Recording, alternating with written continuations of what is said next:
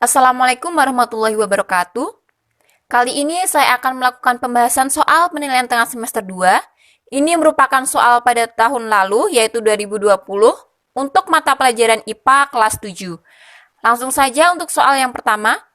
Kita disuruh memperhatikan suatu gambar. Ini merupakan gambar sel tumbuhan. Nama dan fungsi bagian yang ditunjuk oleh huruf X adalah, di sini saya sudah memberikan gambar yang berwarna. Jadi untuk huruf X itu menunjukkan vakuola. Fungsinya untuk tempat penyimpanan makanan. Sedangkan untuk mitokondria biasanya berwarna keorange. Itu berfungsi untuk penghasil energi. Ribosom sendiri biasanya menempel di retikulum endoplasma, meskipun ada yang melayang di sitoplasma. Fungsi ribosom ini sebagai tempat sintesis protein. Sedangkan untuk lisosom berada di sel hewan saja. Fungsinya untuk pencernaan intrasel. Selanjutnya untuk nomor 2, perhatikan organel sel berikut. Yang pertama ada ribosom, sitoplasma, badan Golgi, dan retikulum endoplasma. Organel yang terlibat dalam proses sintesis protein adalah, jadi tadi ribosom berfungsi untuk sintesis protein, biasanya melekat di retikulum endoplasma, sehingga disebut sebagai retikulum endoplasma kasar. Jadi dapat ditebak bahwa yang berfungsi dalam proses sintesis protein adalah ribosom dan retikulum endoplasma atau C. Selanjutnya untuk nomor 3, perhatikan pernyataan berikut.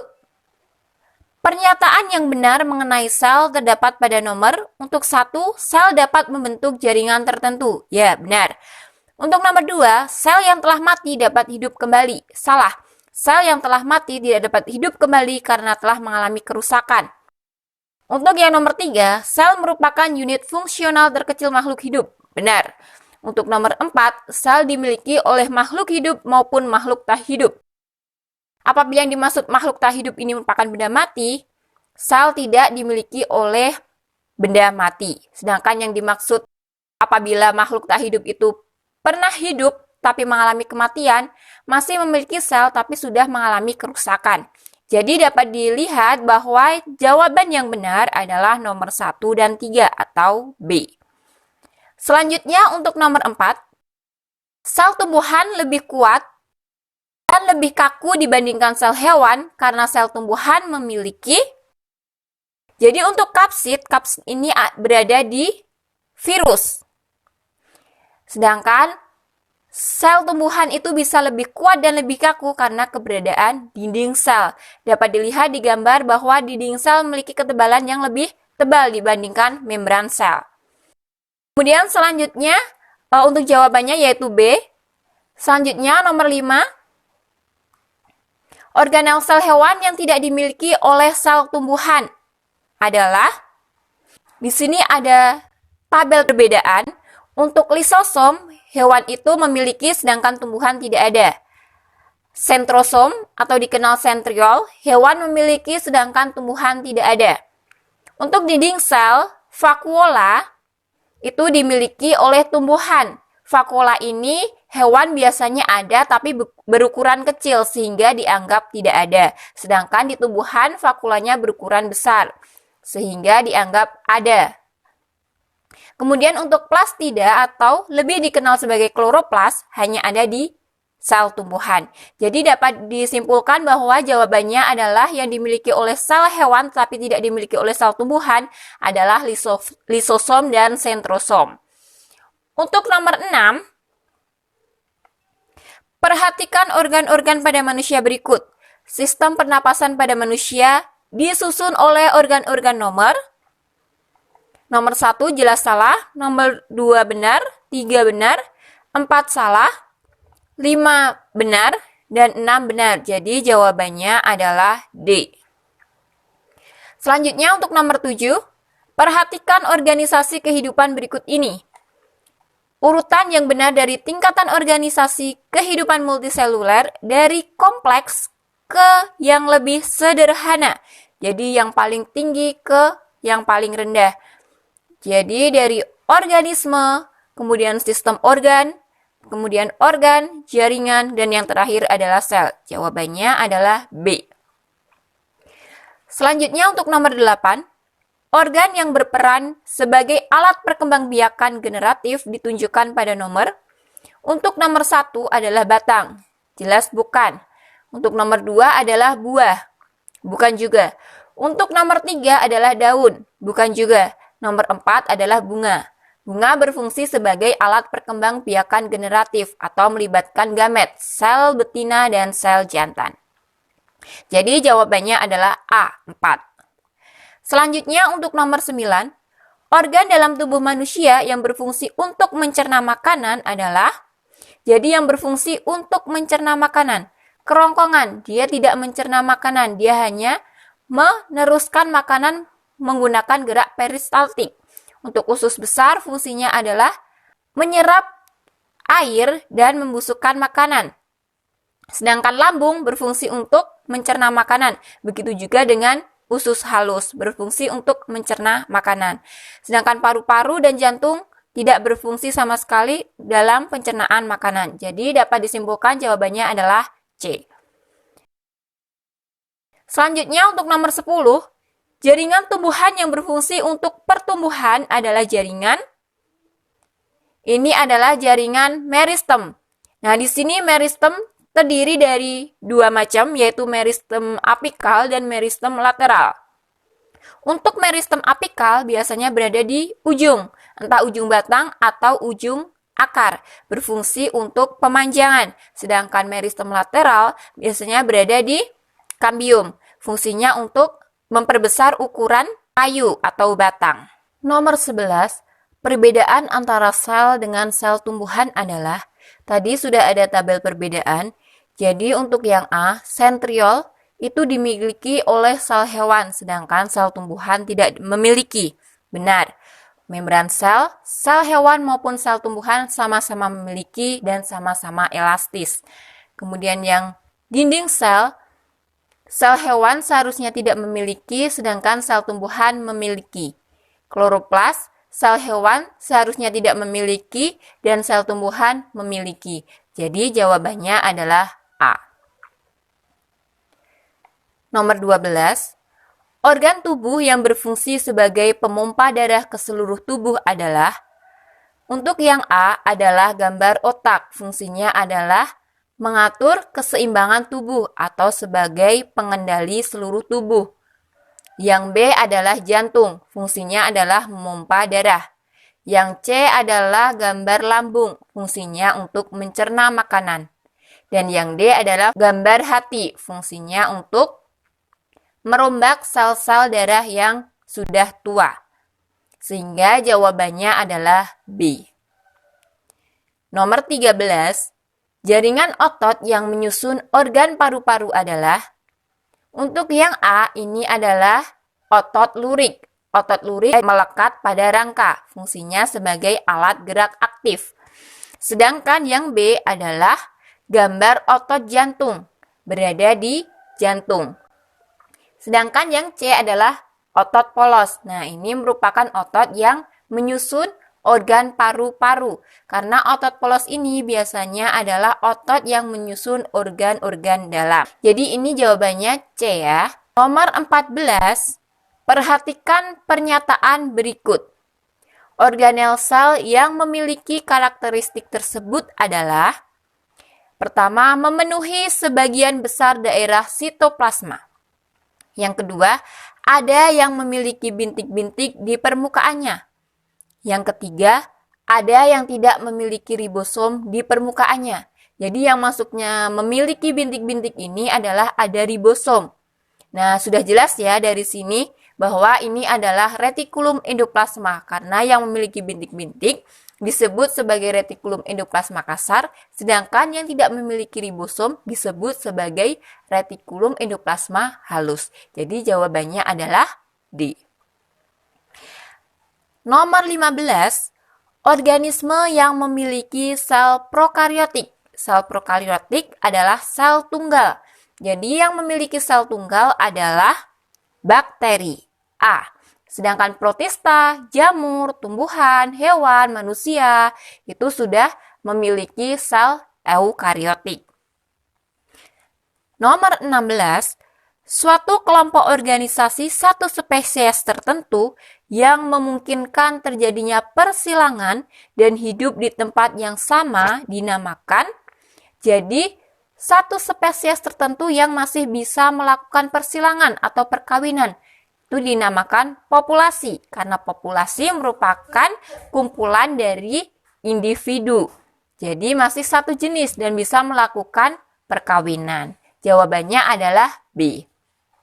Nomor 17. Pernyataan berikut yang tidak tepat terkait dengan pengertian ekosistem adalah: kunci dari pengertian ekosistem adalah adanya interaksi antara komponen abiotik maupun biotik. Yang A, ekosistem dibangun oleh komponen utama, yaitu komponen energi, abiotik, biotik, dan siklus materi. Benar ya? Yang B, dalam suatu ekosistem terdapat interaksi dan saling berpengaruh antara komponen-komponennya. Jadi ada kata interaksi dan saling berpengaruh. Benar. Yang C, saling ketergantungan antar komponen abiotik, diantaranya konsumen bergantung pada produsen. Nah, ini salah ya, karena hanya menyebutkan komponen abiotik saja, sedangkan untuk pengertian ekosistem sendiri harus melibatkan komponen biotik juga. Sehingga jawaban yang tepat adalah C. Untuk jawaban yang D ini merupakan pengertian ekosistem juga, karena di sini ada pernyataan hubungan timbal balik antara komponen-komponennya. 17 jawabannya C ya. Terus untuk yang nomor 18, dalam ekosistem terjadi rantai makanan berikut. Jadi ada padi, burung pipit, burung elang, harimau, dan dekomposer. Pernyataan yang menunjukkan peran pada rantai makanan tersebut adalah: jadi di sini padi berfungsi sebagai produsen, burung pipit sebagai konsumen tingkat 1, burung elang sebagai konsumen tingkat 2, harimau sebagai konsumen tingkat 3 atau konsumen puncak, dan dekomposer untuk pengurai. Jadi dapat disimpulkan jawaban yang tepat adalah C. Burung pipit sebagai konsumen tingkat 1. Nomor 19. Di dalam suatu hutan terdapat rusa dan singa.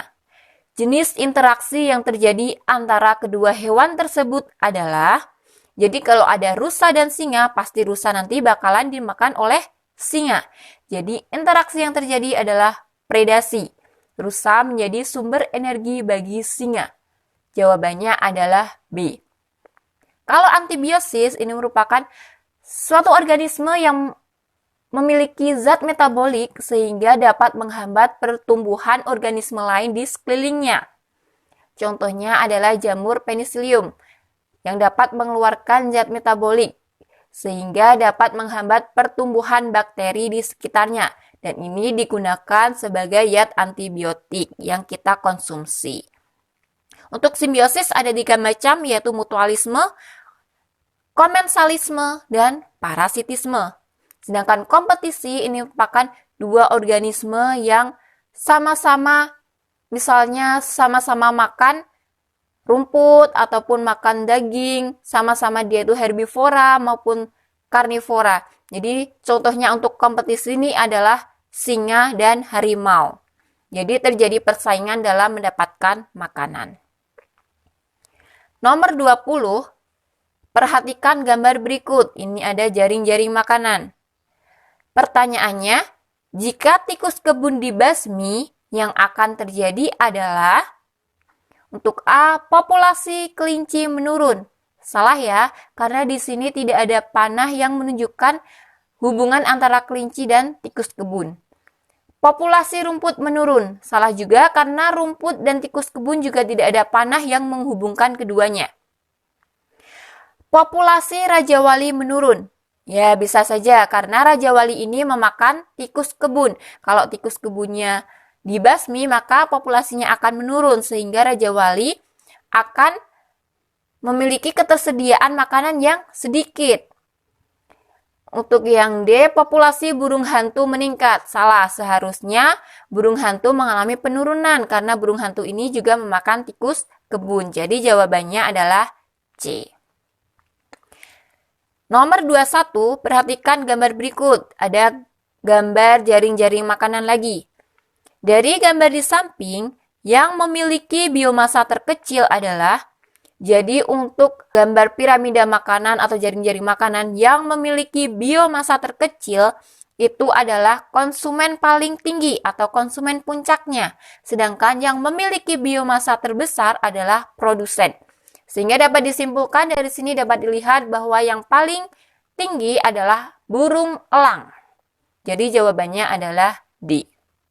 Nomor 22. Perhatikan gambar berikut. Ada jaring-jaring makanan. Ini lebih kompleks lagi, lebih banyak organisme lagi. Dari gambar tersebut, kemungkinan yang akan terjadi pada ladang pertanian apabila burung elang dan rubah banyak ditangkap untuk dipelihara, maka A. Hama tikus akan meningkat dan burung pemakan serangga akan meningkat. Ya, benar. Karena tikus ini dimakan oleh burung elang. Kalau burung elangnya sedikit, maka jumlah populasi tikus akan terus meningkat.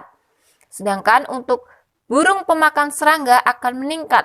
Karena burung pemakan serangga ini dimakan oleh rubah maupun elang. Jadi kalau rubah sama elangnya ditangkap, populasinya menurun, maka burung pemakan serangga tidak ada yang memangsa, sehingga populasinya akan meningkat. Jadi jawabannya adalah A ya.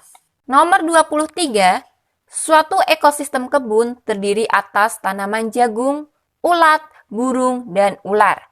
Ekosistem tersebut dikatakan stabil apabila, jadi untuk ekosistem yang dikatakan stabil itu adalah yang bagian posisi di bawah itu lebih banyak atau yang paling depan itu lebih banyak. Jadi produsen itu harus lebih banyak dari konsumen.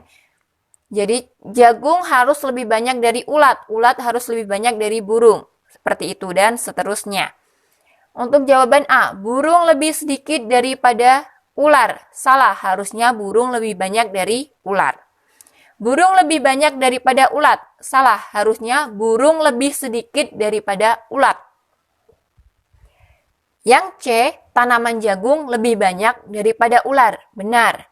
Yang D, ulat lebih banyak daripada tanaman jagung. Salah, harusnya ulat lebih sedikit daripada tanaman jagung. Jadi jawabannya adalah C. Nomor 24, adanya saling ketergantungan di alam dapat ditunjukkan, misalnya daun tumbuhan dimakan ulat, kemudian ulat dimakan burung, selanjutnya burung pemakan ulat dimakan oleh burung elang.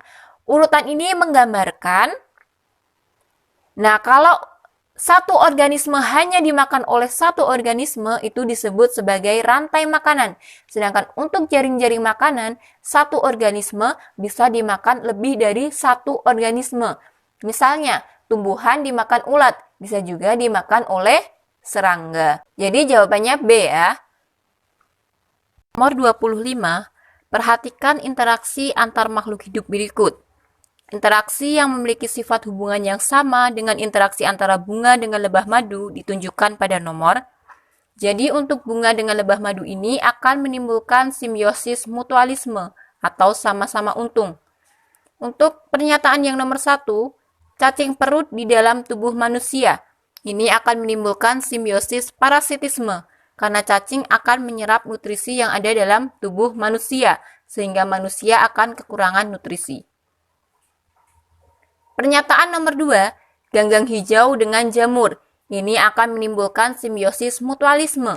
Karena ganggang hijau dapat melakukan fotosintesis, sedangkan jamur berfungsi untuk mengambil zat hara yang ada dalam tanah, kemudian nanti akan disalurkan ke ganggang hijau untuk diproses melalui fotosintesis, dan hasil fotosintesis akan dibagi dua untuk ganggang hijau dan jamur. Jadi keduanya sama-sama untung. Untuk pernyataan yang ketiga, ikan badut dengan anemon laut. Ini akan menimbulkan simbiosis komensalisme, karena ikan badut dapat bersembunyi di antara anemon laut atau sebagai tempat tinggal si ikan badut itu, sedangkan anemon laut tidak dirugikan maupun tidak diuntungkan. Nomor 4, E. coli di dalam usus besar manusia. Ini menimbulkan simbiosis mutualisme, karena E. coli mendapatkan tempat untuk hidup atau tempat tinggal, Sedangkan manusia untung karena E. coli ini dapat membusukkan sisa makanan yang ada dalam usus besar. Sehingga jawabannya adalah 2 dan 4 atau C. Nomor 26, di perairan tercemar, DDT yang dipergunakan oleh petani, DDT tersebut bersifat beracun dan dapat berakumulasi dalam tubuh organisme. Organisme yang mengakumulasi DDT terbanyak kemungkinan menduduki tingkat trofike. Jadi untuk akumulasi zat pencemar ini berada di tingkat yang paling atas atau konsumen puncak. Nah, ini berada di tingkat trofik yang keempat atau D. Selanjutnya 27, perhatikan komponen lingkungan berikut. Komponen biotik yang bersifat heterotrof ditunjukkan pada nomor. Jadi, organisme yang bersifat heterotrof itu adalah yang tidak dapat membuat makanannya sendiri. Sedangkan yang dapat membuat makanan sendiri adalah autotrof. Nah, yang bersifat heterotrof ini adalah udang, capung, dan tupai atau D, 3, 4, dan 5. Nomor 28, bisnis jasa cuci pakaian sangat menguntungkan sehingga akhir-akhir ini usaha tersebut makin marak. Namun, tanpa disadari, limbah cucian yang dibuang ke sungai sangat mengganggu kehidupan makhluk hidup. Hal ini terjadi karena deterjen merupakan zat yang mencemari air, sehingga kualitas air sungai pun menurun. Usaha yang paling bijaksana yang dapat dilakukan untuk mengatasi pencemaran tersebut adalah A. Melarang pembuangan limbah ke sungai. Salah ya, kalau hanya melarang membuangnya ke sungai, bisa saja dia tetap membuangnya ke tanah. Padahal nanti kalau dari tanah dapat terserap oleh tanah dan masuk ke dalam air tanah. Timbullah pencemaran. Yang B. Mengolah limbah sebelum dibuang ke sungai. Nah, ini merupakan usaha yang paling bijaksana. Karena kalau kita sudah mengolah limbahnya, dibuang dimanapun, maka akan aman atau tidak menimbulkan pencemaran. Jadi jawabannya adalah B. Nomor 29, hujan asam dapat terjadi karena adanya bahan pencemar udara berupa hujan asam ini disebabkan oleh NOx dan SOx. Jadi X-nya ini bisa diganti 1 maupun 2. Nitrogen oksida maupun nitrogen dioksida. Sulfur oksida maupun sulfur dioksida. Jadi jawabannya adalah A. Nomor 30, usaha yang tepat dilakukan untuk mengatasi pencemaran lingkungan yang disebabkan oleh sampah anorganik adalah A. Dikumpulkan untuk didaur ulang. Ya, benar ya. Dihancurkan untuk dijadikan makanan ternak. Salah, karena kalau dihancurkan terus dimakan oleh ternak, nanti tidak dapat dicerna oleh ternak itu. Sehingga akan menimbulkan penyakit. Kemudian dicampur dengan sampah lainnya kemudian dibakar. Salah, karena ini akan menimbulkan pencemaran udara. Dihancurkan dengan mesin lalu dikubur dalam tanah. Meskipun sudah dihancurkan, kalau dikubur dalam tanah, karena anorganik ini bersifat sulit diuraikan, maka sama saja ya, di dalam tanah itu tidak dapat diuraikan meskipun sudah dihancurkan. Jadi yang paling baik adalah dikumpulkan untuk didaur ulang. Jawabannya adalah A. Nomor 31, pernyataan yang paling tepat mengenai pencemaran udara adalah masuknya. Ini jawabannya adalah zat, energi, dan makhluk hidup tertentu ke udara yang menyebabkan berubahnya tatanan udara akibat kegiatan manusia atau proses alam. Jadi masuknya zat ke udara sehingga merubah tatanan udara. Tuh, yang D ya. Terus 32, tumpukan sampah rumah tangga berupa botol, kaleng minuman, kertas, dan plastik dapat mencemari lingkungan. Solusi yang tepat untuk mengatasinya adalah, kalau ada sampah anorganik, cara yang paling tepat adalah kita menggiatkan program 4R, reuse, reduce, recycle, dan repair. Kalau kita menjual ke tukang rosok kurang tepat ya. Kalau tukang rosoknya tidak diolah, ya sama saja. Kalau diolah, ya bagus. Kan ini nggak ada keterangannya, jadi kurang tepat. Kalau mendorong penduduk membuang sampah di tempat sampah, kalau hanya dibuang di tempat sampah tapi tidak olah, maka dapat terjadi penumpukan sampah. Jadi kuncinya adalah harus diolah. Kemudian menggunakan bahan organik sebagai pembungkus makanan. Nah, ini kan soalnya adalah menanyakan sampah anorganik, gimana solusinya. Jadi yang D itu bukan solusi untuk anorganik. Jadi jawabannya yang B ya. Kemudian untuk 33, bioremediasi merupakan proses pembersihan pencemaran tanah dengan menggunakan mikroorganisme, bertujuan memecah atau mendegradasi zat pencemar menjadi bahan yang kurang beracun atau tidak beracun. Nah, salah satu mikroorganisme yang dipergunakan adalah jamur vesikular arbuskular mycorrhiza, yang D. Nomor 34, tumbuhan air seperti pertumbuhan tanaman alga dan eceng gondok secara berlebihan dapat mengakibatkan eutrofikasi dan blooming alga. Penyebab blooming alga adalah, blooming alga ini disebabkan oleh pembuatan pupuk buatan. Nah, pupuk itu kan biasanya mengandung fosfat. Jadi, jawaban yang tepat adalah bahan pencemar yang mengandung fosfat atau D. 35, sampah plastik dapat menyebabkan terjadinya pencemaran tanah karena tidak dapat diuraikan oleh mikroorganisme. Jadi jawabannya D ya. Nomor 36, kegiatan penanggulangan sampah berikut yang menggunakan metode recycle adalah, jadi recycle ini diolah. Jadi jelas ya, yang C, mengolah daun-daun kering menjadi kompos. Kalau mengurangi itu reduce. Kemudian ini C ya, 36. Nomor 37, penggunaan pestisida dalam bidang pertanian secara berlebihan dapat mencemari lingkungan. Salah satu usaha untuk pencegahan pencemaran tersebut adalah membuat jenis pestisida baru, salah ya. Melarang penggunaan pestisida juga kurang tepat. Mengganti pestisida dengan musuh alami. Nah, ini adalah cara yang paling tepat. Karena musuh alami ini tuh melibatkan organisme atau makhluk hidup sehingga tidak akan menimbulkan pencemaran. Jadi jawabannya adalah C. Nomor 38, perhatikan jenis polutan berikut. Polutan yang menyebabkan pencemaran biologis terdapat pada nomor. Jadi pencemaran biologis ini tuh melibatkan makhluk hidup. Jadi jelas ya, yang makhluk hidup itu adalah nomor 1 dan 2. Jadi jawabannya adalah A. Nomor 39, para petani seringkali melakukan pemberantasan hama dengan insektisida untuk tanamannya. Akan tetapi, racun akan bercampur dengan air dan masuk ke dalam tanah. Kondisi yang akan terjadi pada lingkungan ini adalah, kalau tercampur dan masuk ke dalam tanah, ini akan menyebabkan matinya cacing tanah sehingga mengurangi kesuburan tanah.